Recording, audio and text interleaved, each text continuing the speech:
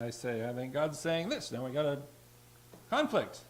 If you just don't, if you pretend you can't hear God's voice, those conflicts don't ever come up. Isn't that simpler?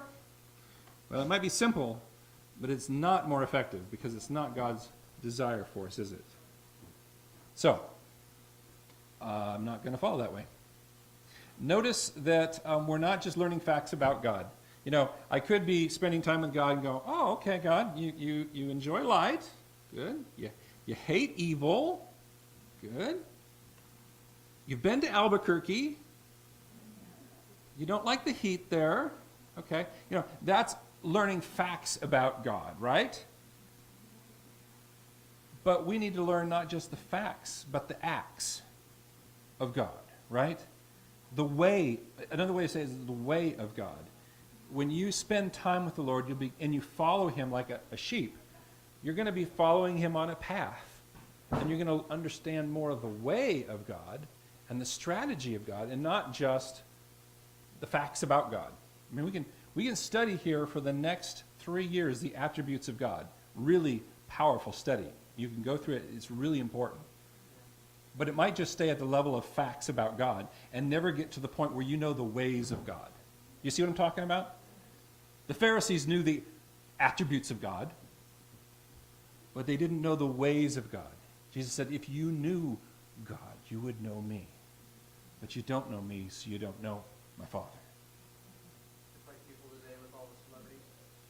They know all these facts about them, birthdays, what they like, and all that, but they have no, they can't go up to them and be like, hey, and have a relationship. That's right. They know a ton of facts about them.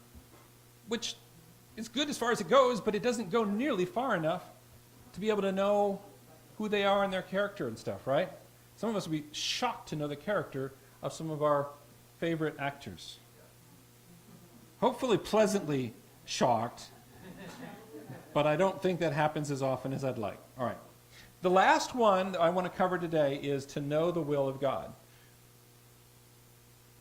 A purpose for hearing God's voice is to know the will of God. He says that I have come that they might have life and have it more abundantly. Now, abundant life apparently doesn't mean successful life,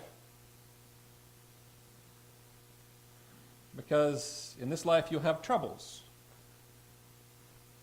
If they persecuted me, they'll also persecute you. We got some promises there we could claim. And if we're following God, will likely happen. But you will have an abundant life. I love this period. You know, guys, if you want to know what I'm reading, let me tell you, I'm reading Bonhoeffer. You know. I'm not going to make it a book study, but oh my goodness. Where was I going with this? Abundance. Yes, the abundance. You know, he ends up in prison. Sorry, I gave away the end of the book.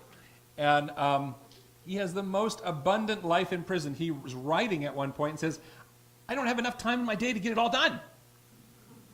He's in prison.